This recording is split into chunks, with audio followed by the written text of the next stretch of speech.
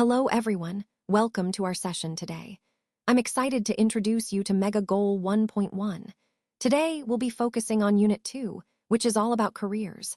We'll explore language in context and practice some conversation skills. Over the next few minutes, we'll cover key concepts that will help you improve your understanding and confidence in discussing careers. Let's get started. Today, we're focusing on some key language skills that are essential in professional settings. First, we'll look at the sounds m, n, and /eng/. These are common nasal sounds that can sometimes be tricky to distinguish, but mastering them is important for clear communication. Next, we'll explore how to differentiate a chart from a job interview correctly. Recognizing the differences helps us interpret information accurately and respond appropriately in different contexts. We'll also practice completing a job profile, which involves using our understanding of the role to fill in missing information effectively. Finally, we'll see how creating questions for specific information about a conversation can help us gather details efficiently. The overarching lesson objectives are to listen carefully, understand these key points, and connect them to the broader goal of improving our workplace communication skills.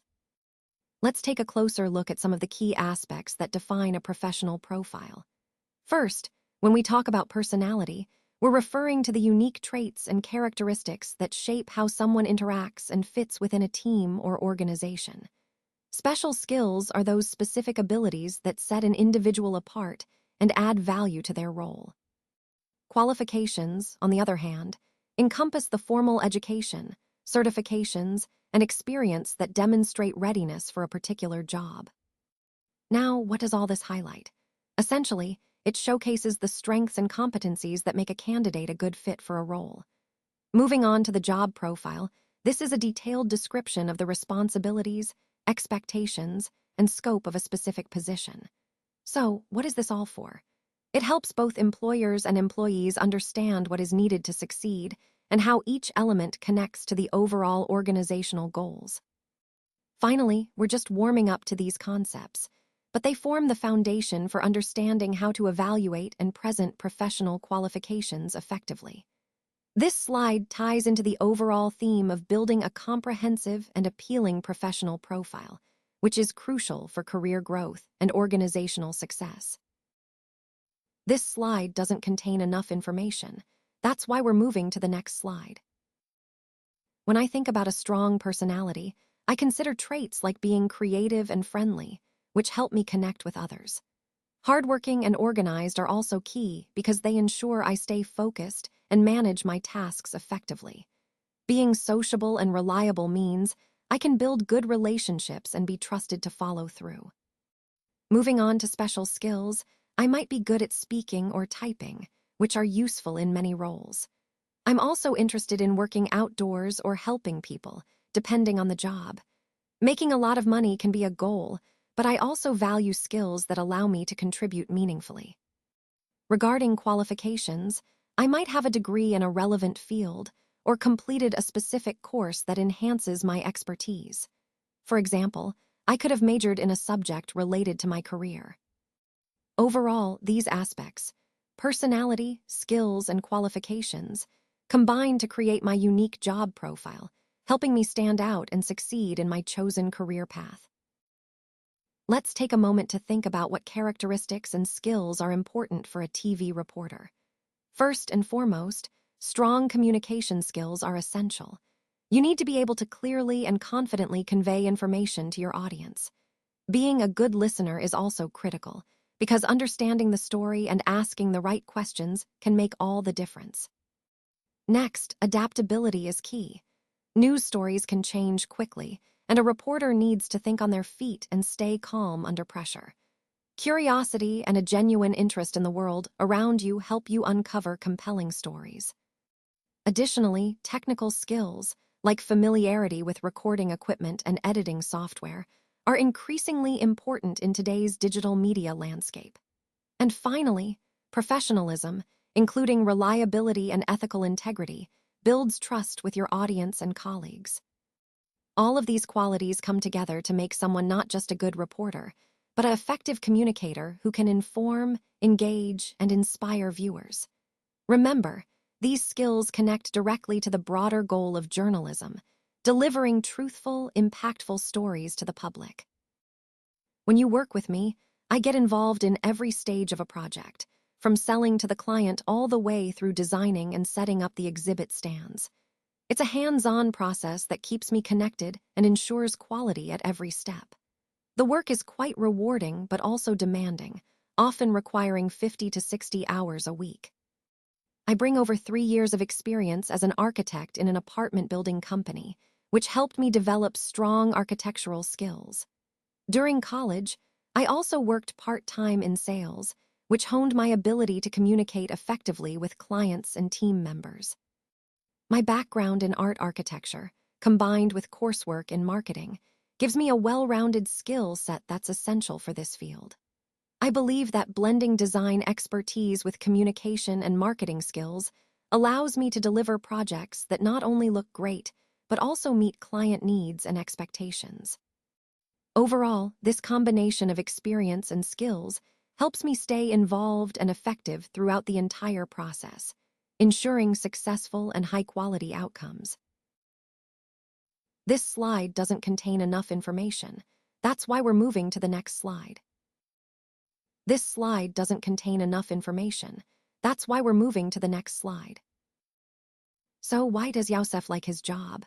Well, despite being good at solving problems, being organized, reliable, and hardworking, he finds it boring. It's interesting how someone can be skilled but still not enjoy what they do. Now, what skills does Youssef say he has? He mentions that he enjoys being out talking to people, which is an important social skill. On the other hand, Khalid really likes his job because he's a TV reporter. His work involves being out and about, talking to people, and sharing stories. That's something he enjoys and finds fulfilling. Now, what exactly is Khalid's job? As a TV reporter, he's the one out in the field, reporting news and engaging with the community. It's a different kind of work compared to Youssef, and it seems to suit Khalid's interests better. Finally, do they like their jobs? Well, Khalid clearly does, since he enjoys being a reporter. Youssef, however, finds his job boring despite his skills. It shows us that liking your job isn't just about being good at it, it's also about whether it fits your interests and passions. Let's take a moment to consider asking for advice. This is a crucial step in any project or decision-making process. When we seek advice, we're opening ourselves up to new perspectives and insights that we might not have considered on our own. It's important to be specific about what we need help with, so others can provide targeted and valuable input. Remember, asking for advice also shows humility and a willingness to learn, which can strengthen our relationships and build trust. Ultimately, it connects to our overall theme of collaboration and continuous improvement. By actively seeking guidance, we enhance our ability to make informed decisions and move forward more confidently. Who says, luckily? Well, sometimes we feel like luck is the only thing on our side, but in reality, it's about how we choose to see and respond to our situations. Youssef. Who says, talk to someone out of it? That's a great point. Reaching out can really change our perspective and help us break free from negative thoughts or feelings. Youssef. Who says, bored to death? I think many of us have been there, stuck in routines that drain our energy and enthusiasm. Youssef. And finally, who says, day after day, day in and day out? That's a common feeling when life feels monotonous, but it also highlights the importance of finding purpose and variety in our daily lives. All these questions challenge us to reflect on how we perceive our circumstances and remind us that we have more control than we sometimes believe. This ties back to our overall theme. Shifting our mindset and attitude can truly transform our experience and open doors to new possibilities. Youssef is the one who uses all these expressions. Now, let's take a moment to read through these phrases and understand what they mean. As we go through each one, think about how Youssef uses them in different situations. These expressions are important because they help us communicate more effectively and add nuance to our conversations. Remember, Understanding the meaning behind these phrases is key to using them correctly. So let's connect these expressions to the overall theme of our presentation, which is about improving communication skills and expressing ourselves more clearly. Keep these in mind as we continue to explore more ways to enhance our language and expression. So what did he actually say? Well, the key point here is the repetition, making rubber day in and day out. This emphasizes the consistent, ongoing effort involved in the rubber manufacturing process. It highlights how, despite the challenges, dedication and routine are essential. You might notice the slight variations in the text, like making rubber or making rubber, but the main idea remains the same. This is about the relentless, daily work that goes into producing rubber. This ties into our overall theme of perseverance and consistency in industrial work. It's a reminder that mastery and quality come from sustained effort over time, no matter what obstacles appear. So, the focus here is on commitment and routine as the foundation of success in this field. So let's take a closer look at this slide. It might seem simple, but it actually highlights a common mistake in storytelling. The first line asks, "What did it say?" which is a prompt to analyze the phrasing. Now, the next 3 lines show different ways people might express the idea that a story is uninteresting or dull. The first version says, "That story bored me to death," which is almost correct but has a grammatical issue. It's missing a to after story. The second version, "That story bore me to death," also has the same problem. The correct way to express this would be, "That's a story that bored me to death," or more simply, "That story bored me to death." The third line, "That story bored to death," is closer but still missing some words for proper grammar. The key point here is that even small mistakes in phrasing can change the clarity and impact of your message. When you're telling a story, especially in a professional setting, clarity and correctness matter because they help keep your audience engaged and ensure your message is understood clearly.